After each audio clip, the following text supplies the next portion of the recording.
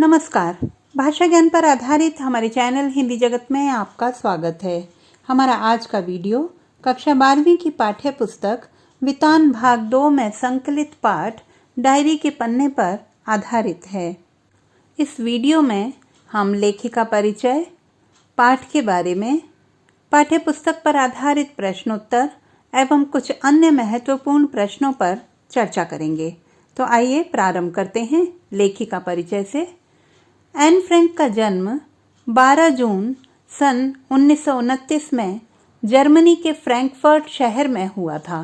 इनकी मृत्यु फरवरी-मार्च में सन 1945 में नाजियों के यातना गृह में हुई थी, इसीलिए इनकी मृत्यु की निश्चित तारीख उपलब्ध नहीं है। आइए जानते हैं पाठ के बारे में। एन फ्रैंक की डायरी सन 1947 में डच भाषा में प्रकाशित हुई थी। सन 1952 में इसका अंग्रेजी अनुवाद the diary of a young girl शीर्षक से प्रकाशित हुआ था।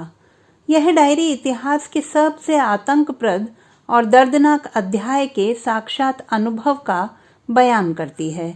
द्वितीय विश्व युद्ध के समय हॉलैंड के यहूदी परिवारों को जर्मनी के प्रभाव के कारण अकल्पनीय यातनाएं सहनी पड़ी थी। यहूदियों ने इस दौरान तरह तरह के कष्ट सहे थे।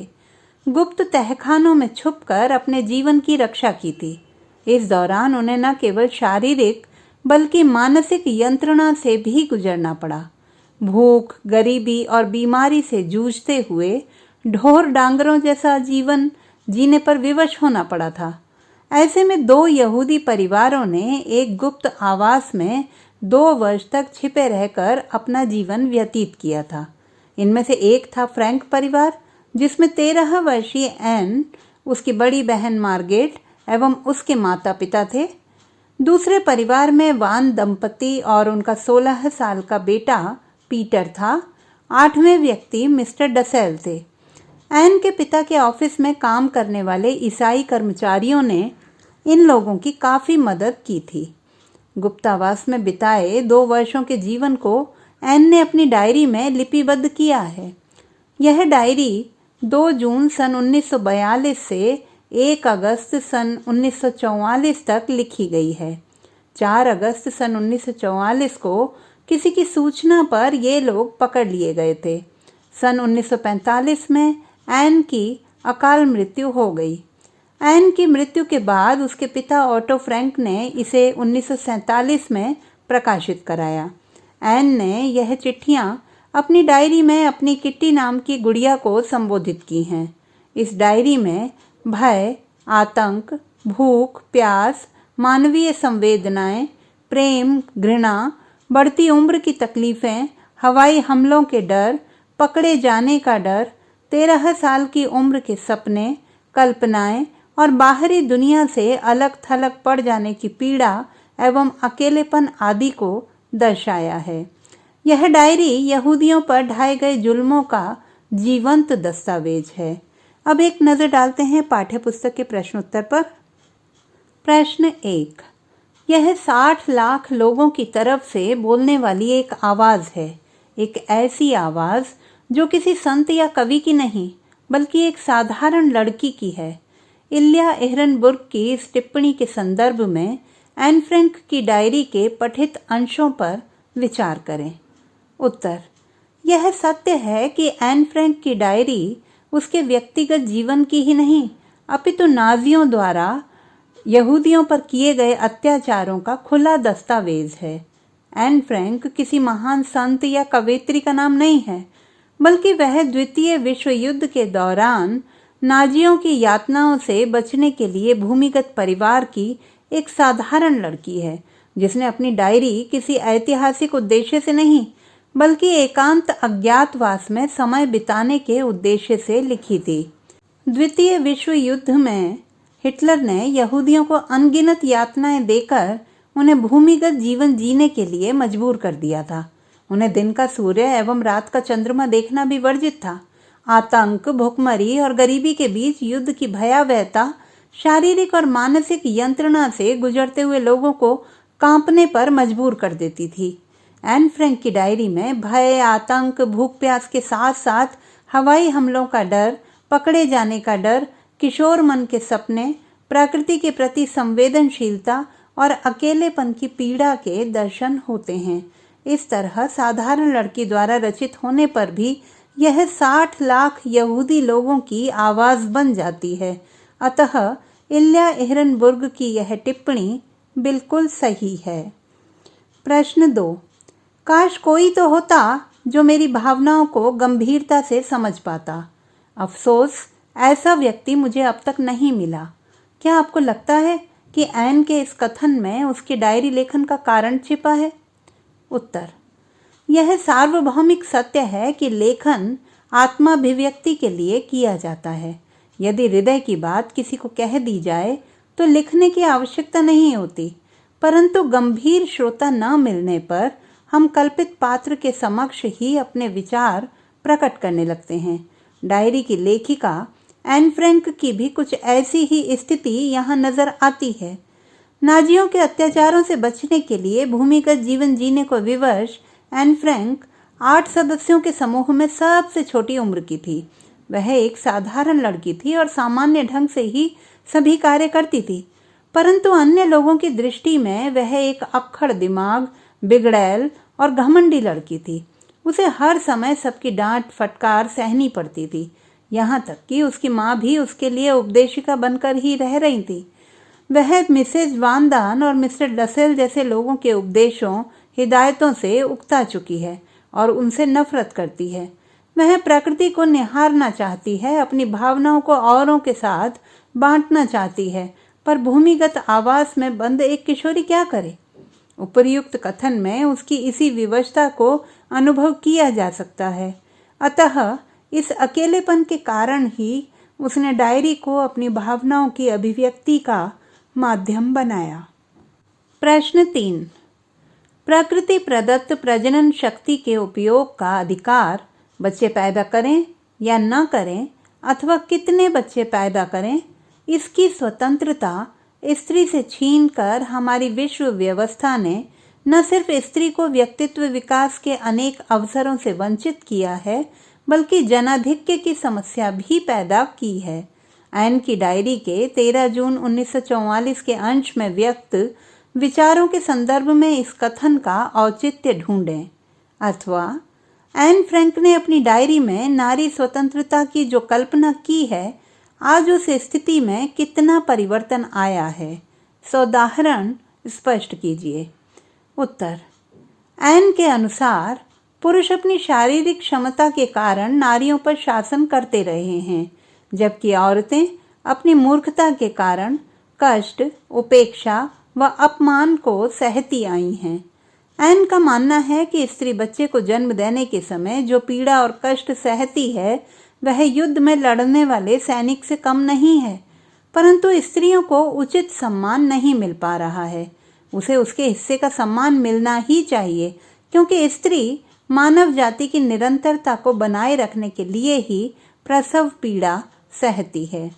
हालांकि ऐन यह नहीं चाहती कि औरतें बच्चे जनना बंद कर दें, क्योंकि उसके अनुसार प्रकृति चाहती है कि औरतें यह कार्य करती रहें।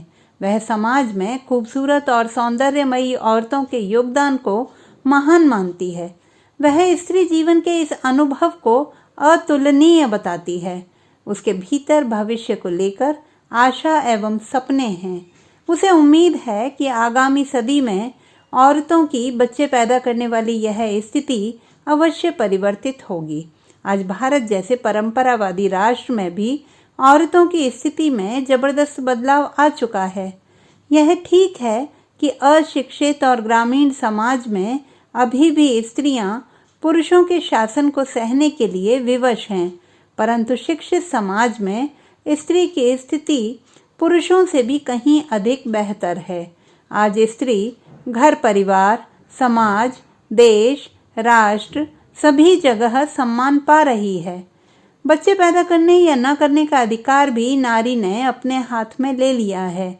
अतः ऐन की डायरी में वर्णित स्त्री की तुलना में वर्तमान भारतीय नारी की स्थिति बहुत अच्छी है। प्रश्न 4। ऐन की डायरी अगर ऐतिहासिक दौर का जीवंत दस्तावेज है, तो साथ ही उसकी निजी सुख दुख और भावनात्मक उथल पुथल का भी। इन पृष्ठों में दोनों का फर्क मिट गया है। इस कथन पर विचार करते हुए अपनी सहमति या असहमति तर्कपूर्वक व्यक्त करें। उत्तर। एन फ्रैंक की डायरी हमें उसके जीवन और तत्कालीन परिवेश से परिचित कराती है। इसमें द्वितीय विश्व युद्ध की घटनाओं, नाजियों द्वारा यहूदियों पर किए जाने वाले अत्याचारों का वर्णन मिलता है।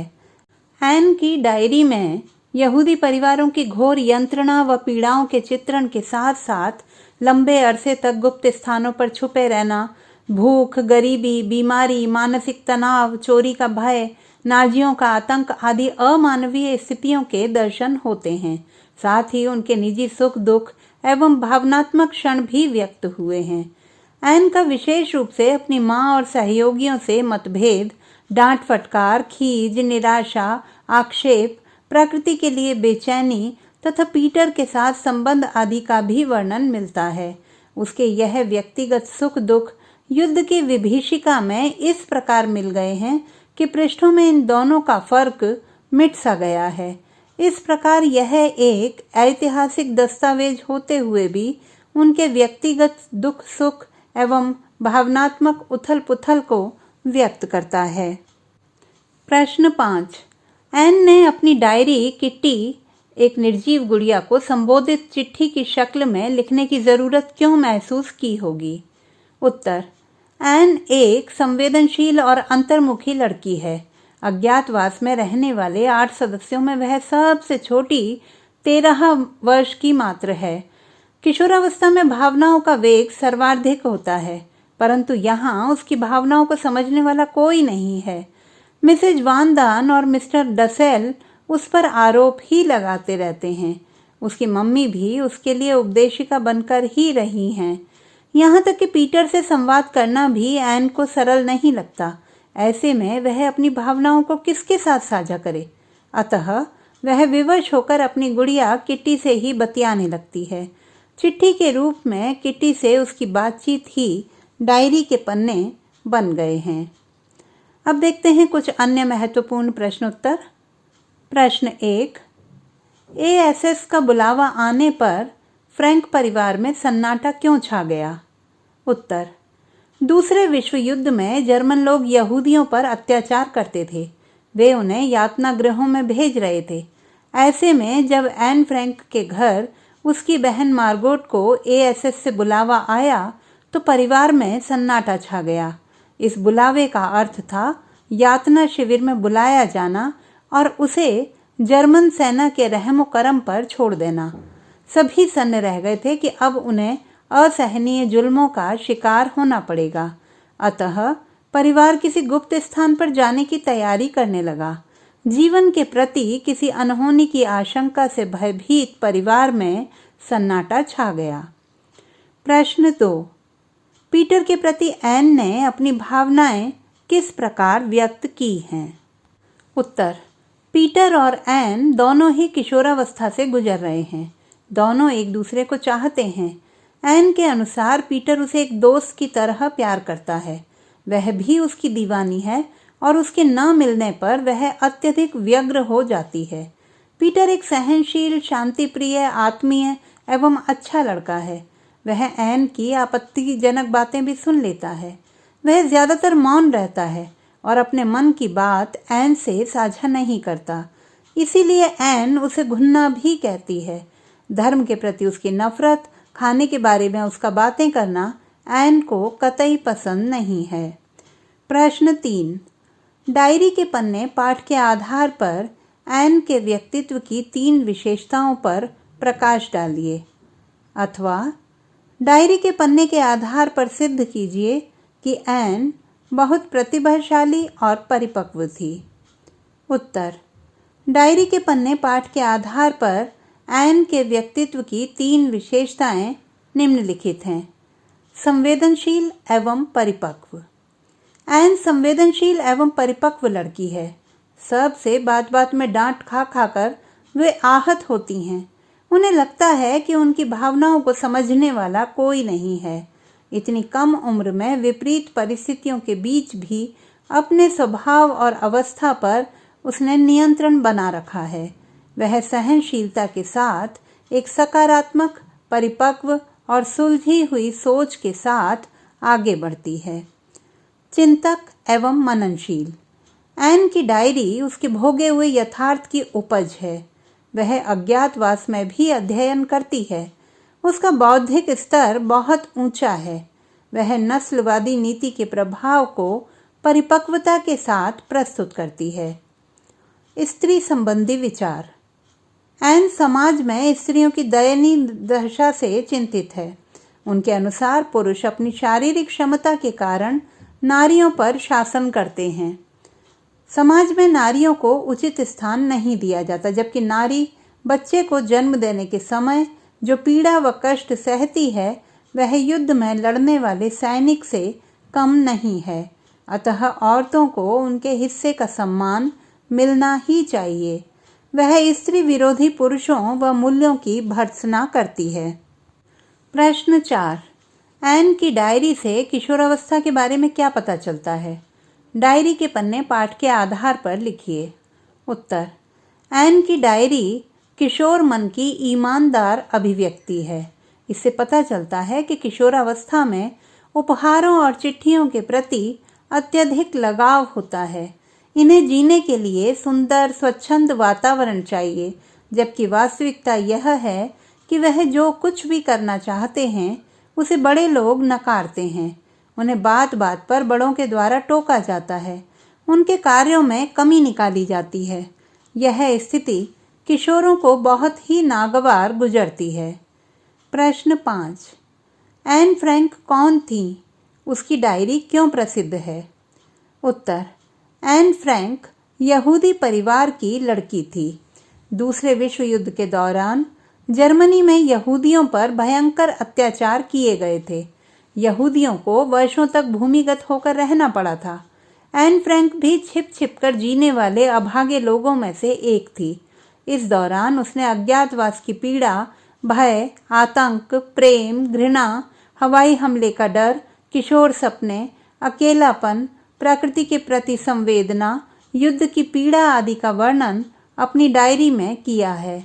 इस प्रकार यह डायरी यहूदियों पर ढाए गए अत्याचारों का एक महत्वपूर्ण एवं पुख्ता दस्तावेज बन गई और संसार भर में प्रसिद्ध हो गई।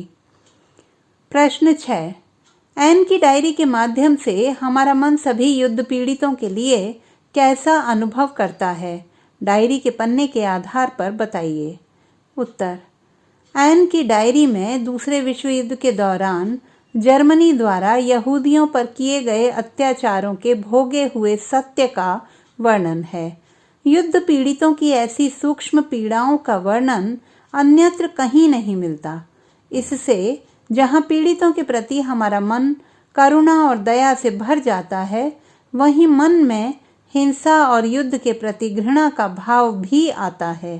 हिटलर के क्रूर आदेशों के कारण यहूदियों को किस तरह आतंकित किया गया, कैसे उनका दमन किया गया, कट्टर जातिवाद के भयावह स्वरूप को दर्शाते हुए एक शासक किस तरह क्रूर हिंसक पशु बन जाता है और अपने विरोधियों को दोयम दर्जे के नागरिक के रूप में भी जीवित नहीं देखना चाहता है, संभवतः यह सब दिखाना ही इस डायरी का उद्देश्य है। इस डायरी को पढ़कर हमारे मन में युद्ध पीड़ित बेकसूर लोगों के प्रति असीम सहानुभूति उपजती है। तो बच्चों, आशा करती हूँ कि यह वीडियो पाठ को विस्तार से समझने में सहायक सिद्ध होगा। पाठ के सूक्ष्म अध्ययन हेतु बहुवैकल्पिक प्रश्नों पर आधारित हमारा वीडियो देखना ना भूलें। यह न केवल ऑनलाइन परीक्षा हेतु उपयोगी होगा, बल्कि पाठ के गहन अध्ययन में भी सहायक सिद्ध होगा। भाषा संबंधी किसी भी समस्या के समाधान हेतु बने रहिए सुनीता भटनागर हिंदी जगत के साथ। आपका दिन शुभ हो।